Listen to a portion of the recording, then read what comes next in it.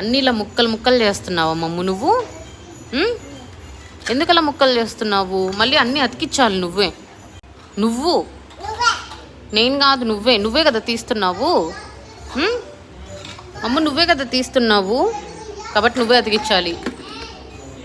అన్నీ ఓపెన్ చేస్తావా ఇప్పుడు? మమ్ము అన్నీ ఓపెన్ చేస్తావా?